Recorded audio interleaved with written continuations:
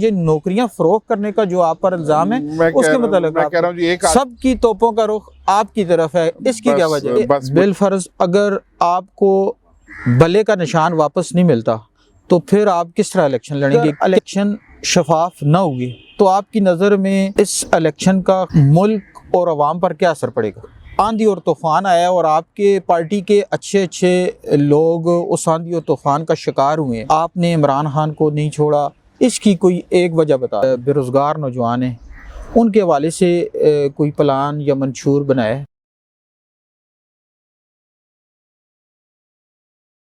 अस्सलाम वालेकुम नाज़रीन, मैं हूँ वक़ार अली और आप देख रहे हैं ज़रा टीवी। अल्लाह रब्बुल इज़्ज़त से दुआ है कि अल्लाह पाक आप पर और आपके अहले खाना पर हज़ारों रहमतें नाज़िल फरमाए। आज मैं एक नई शख्सियत के साथ एक नई जगह पर मौजूद हूँ। आज मेरे साथ जो शख्सियत है, मैं उनके तारुफ में ऐसे अल्फाज कहना मुनासिब समझता हूँ कि वो एक अवाम दोस्त शख्सियत हैं। वो 2 दफ़ा हुकूमत का, हमारे खैबर पख्तूनख्वा हुकूमत का अहम हिस्सा रहे हैं। उन्होंने अपने दौरे इक़्तिदार में हकीकी मायनों में हम कह सकते हैं कि उन्होंने लोगों की खिदमत की है और उन्होंने लोगों के दहलीज़ पर जाकर ख़ुद पूछा है कि हाँ कोई काम है तो हमें बताएं, हम आपकी खिदमत करेंगे। मेरी मुराद है हमारे जो साबिक़ सूबाई वज़ीर उम्मीदवार हल्का पीके 46 अकबर अयूब खान, आज हम उनके साथ मौजूद हैं। आज हम उनसे कुछ सवालात उनके पास लेकर आए हैं और उनसे बातचीत करेंगे। अस्सलाम वालेकुम जी। बहुत शुक्रिया जी, बहुत बहुत मेहरबानी मुझे बुलाने का और इंटरव्यू लेने का। अकबर अयूब खान, हम सबसे पहले तो आपका शुक्रिया अदा करते हैं कि आपने अपने इंतहाई मसरूफ़ वक्त में से हमें टाइम दिया।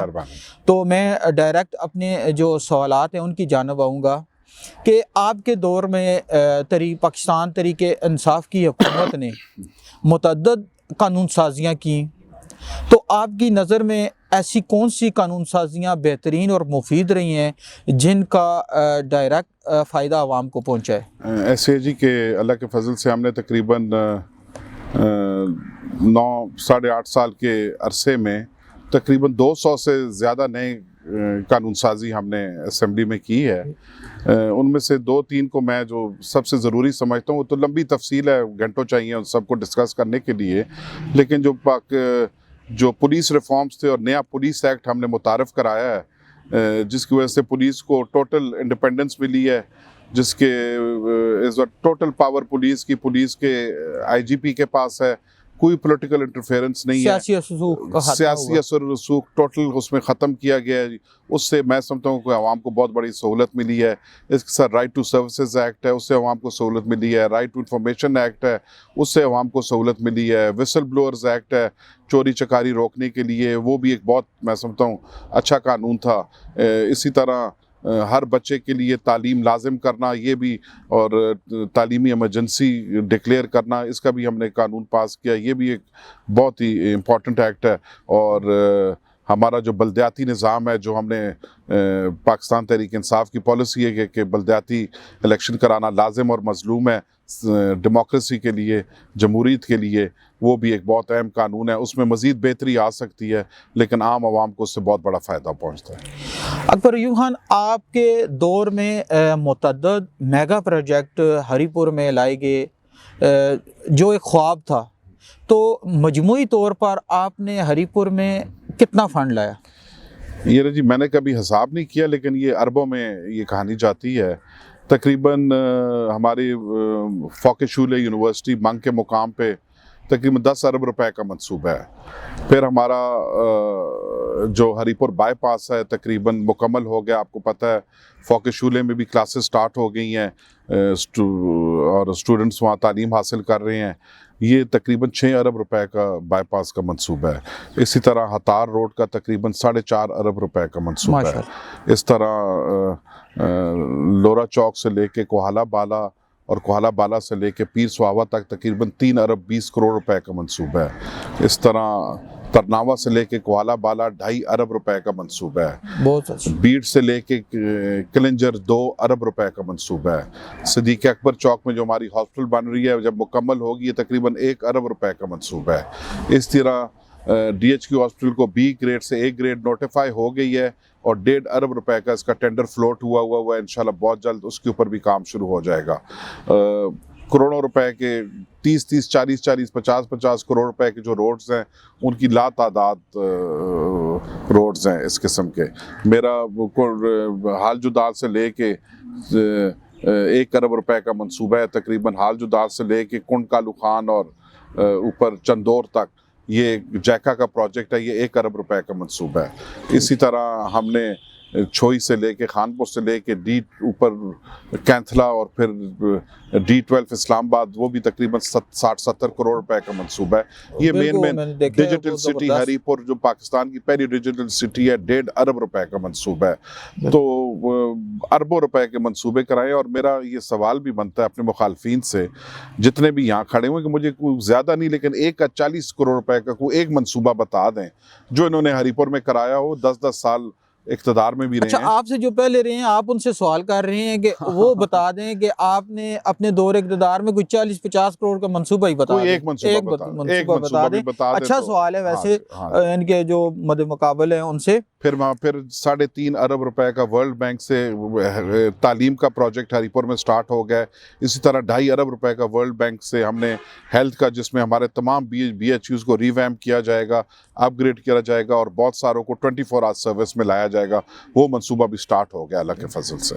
अच्छा अकबर यूब खान, अभी आपकी बातों से मैंने एक और क्वेश्चन निकाला है कि जो बल्दियाती हमारा निज़ाम है अभी तक उसकी कोई फंडिंग नहीं हुई, कोई काम नहीं किया। 2.5 साल हो चुके हैं उनके मुंतखब हुए। क्या वजह है कि नकाइस कहाँ पर है? उसमें जी मेन जो इशू आया है कि जब हमारी हुकूमत फेडरल गवर्नमेंट में ख़त्म की गई और उससे भी चंद माह पहले तक फेडरल गवर्नमेंट से हमारी फंडिंग आनी बंद होगी।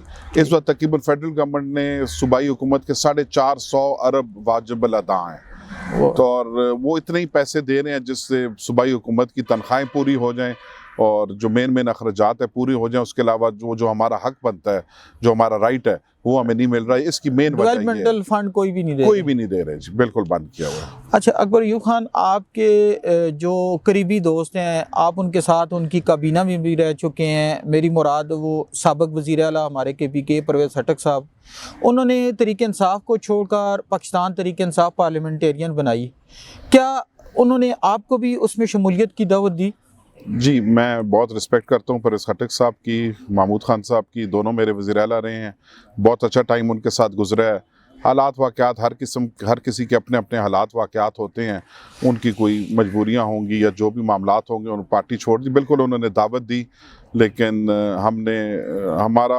मैंने तो पहले दिन ही क्लियरली हमने कह दिया जी हम पार्टी नहीं छोड़ सकते।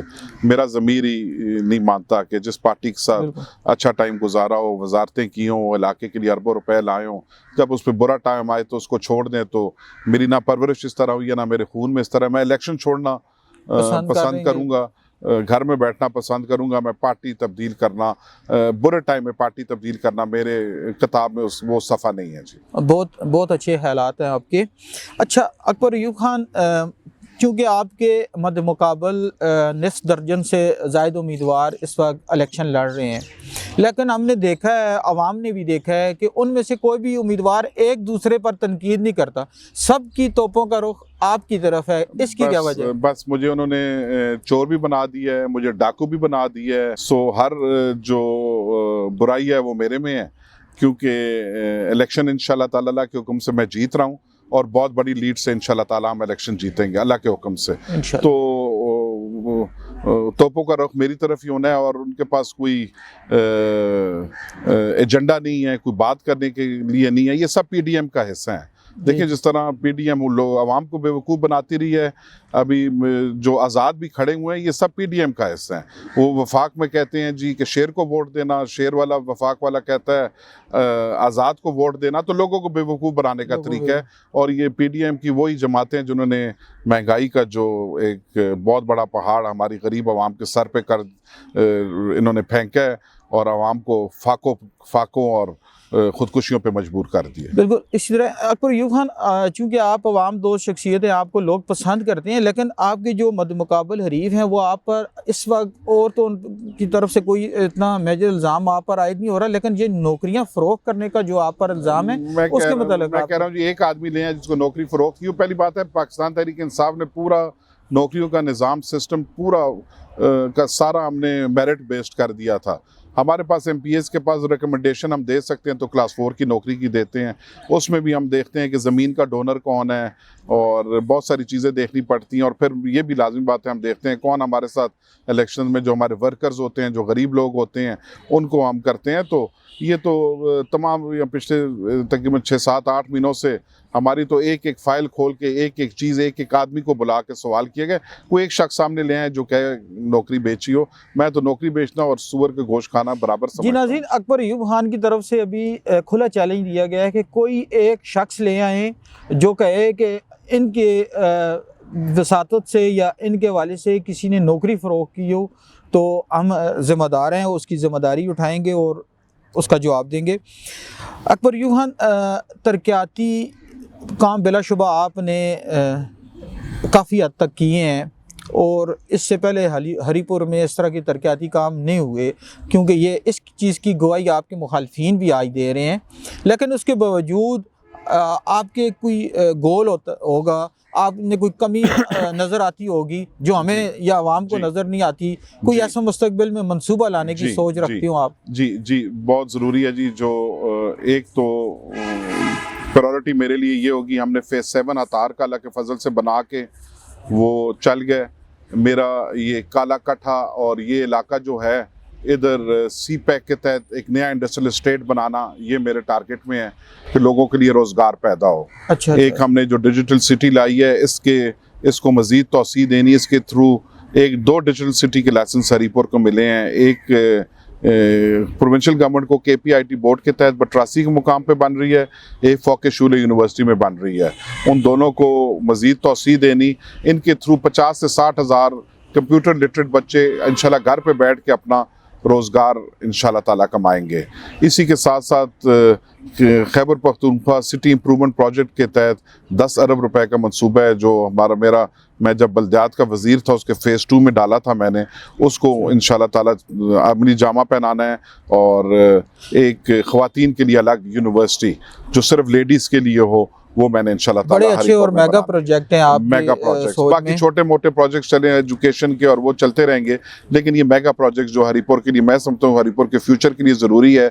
जो KP सिटी इम्प्रूवमेंट प्रोजेक्ट है उसमें हमारा पानी का भी ग्रेविटी का ठंडा चोआ से लेके पूरे हरीपुर सिटी के लिए पुरानी जो एक अंग्रेज़ों के टाइम की स्कीम होती थी उसको रीवैम्प करना और वहाँ से पानी लाना, क्योंकि वाटर लेवल हरीपुर सिटी में बहुत नीचे चला गया और ट्यूबवेल्स के बिल्स भी बहुत ज़्यादा आते हैं। ट्यूबवेल हम इमरजेंसी के लिए रखेंगे, वहाँ से ला के पानी हरीपुर के शहर को हम प्रोवाइड करेंगे इंशाल्लाह। अच्छा अकबर यूब खान, गुज़िश्ता जो हालात रहे हैं, एक आंधी और तूफ़ान आया और आपके पार्टी के अच्छे लोग उस आंधी और तूफ़ान का शिकार हुए हैं, लेकिन आप आज भी पार्टी के साथ खड़े हैं और आपने इमरान खान को नहीं छोड़ा। इसकी कोई एक वजह बता दें। जैसे मैंने आपको कहा जी कि ये काम सियासत में हम इज़्ज़त के लिए आते हैं, अपनी भी इज़्ज़त बचानी है, अपने आबा व अजदाद की भी इज़्ज़त बचानी है। और सबसे ज़्यादा ज़रूरी, देखिए मैं पार्टी के टिकट पे जीता था, मेरी आवाम ने मुझे पार्टी के टिकट पे 2 दफ़ा मुंतखब किया, तो अपने हलके की आवाम की इज़्ज़त, मैं कोई ऐसी हरकत मेरे से नहीं होगी कि जिससे मेरी हलके की आवाम शर्मिंदा हो या उनको कोई कहे जी तुम्हारा MPA लोटा बन गया, ये चीज़ मैं बर्दाश्त नहीं कर सकता जी। तो मैंने हलके की आवाम से मशवरा भी किया, मेन लोगों से हमने मशवरा किया, मेरे हलके की आवाम का भी यही मुझे जो मशवरा था कि चाहे जो भी हो जाए आप पार्टी के साथ डटे रहें, पार्टी के साथ रहें, हमें इक़्तिदार हो या हिज़्ब इख्तिलाफ हो, हमें उसकी फ़िक्र नहीं है, आपने पार्टी नहीं छोड़नी। अकबर यूब खान, अगर इलेक्शन शफाफ न हुए तो आपकी नज़र में इस इलेक्शन का मुल्क और अवाम पर क्या असर पड़ेगा? अगर इलेक्शन शफाफ ना हुए जी तो मुल्क तो ऑलरेडी हमारा दिवालियापन का शिकार है। और मज़ीद ख़राबी पैदा होगी। देखें, मुल्क को जिस हालात पे ले गए हैं, जिस दलदल में मुल्क को फंसा दिया गया है, इसमें से मुल्क निकलेगा, बहुत मुश्किल फ़ैसले करने पड़ेंगे। आने वाली हुकूमतों के लिए स्मूथ सेलिंग नहीं है, बहुत मुश्किल टाइम होगा। तो मैं समझता हूँ कि इमरान खान वाहिद वो लीडर है जिसको इस मुल्क की आवाम की तायद हासिल है, जिसके ऊपर लोग भरोसा करते हैं, जिसका लोगों को पता है, लोग कहते हैं कि ये ऑनेस्ट आदमी है। और ये वाहिद पार्टी है पाकिस्तान तहरीक इंसाफ जिसकी मुल्क के हर कस्बे, हर तहसील में शाखें हैं। बाकी तमाम छोटे छोटे पॉकेट्स में चंद चंद ज़िलों की पार्टियां रह गई हैं। पाकिस्तान तहरीक इंसाफ में मैं समझता हूँ और इमरान खान में वो कैपेबिलिटीज़ हैं जो मुल्क को इस बहरान में से निकाल सकती हैं। इसके अलावा अदरवाइज़ मुल्क मज़ीद दलदल में फंसता जाएगा और खुदा न खास्ता हमें कोई ऐसा दिन ना देखना पड़ जाए जिस दिन लोग मामलात अपने हाथ में ले लें, उस दिन से मुझे डर लगता है। बिल्कुल सर। अच्छा अकबर अय्यूब खान, आपने अपने हलके की जो बेरोज़गार नौजवान हैं उनके हवाले से कोई प्लान या मंशूर बनाया है? जी, जैसे मैंने आपको पहले भी कहा है जी, एक तो डिजिटल सिटीज़ होगी पढ़े लिखे नौजवानों के लिए। बाकी मेरी कोशिश ये है जी, यहाँ ज़्यादा से ज़्यादा इंडस्ट्री लगे। देखिए, क्लास 4 की नौकरियों से, सरकारी नौकरों से बेरोज़गारी नहीं ख़त्म होगी। बेरोज़गारी ख़त्म होगी जब हरिपुर में इंडस्ट्री आके लगेगी।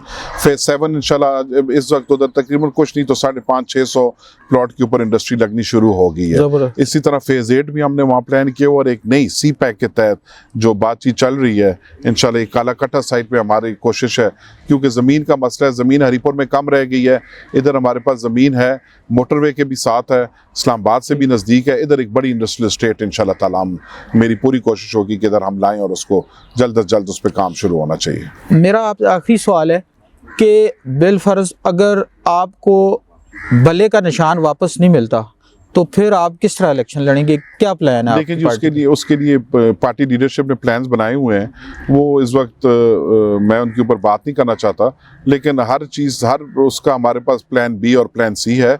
सबसे पहले हमें अदालतों से उम्मीद है इंशाल्लाह ताला इंसाफ मिलेगा इंशाल्लाह ताला। हमेशा आखिर में हक की जीत होती है। हज़रत अली का कौल है कि कुफर का निज़ाम चल जाएगा, जुल्म का निज़ाम नहीं चल सकता।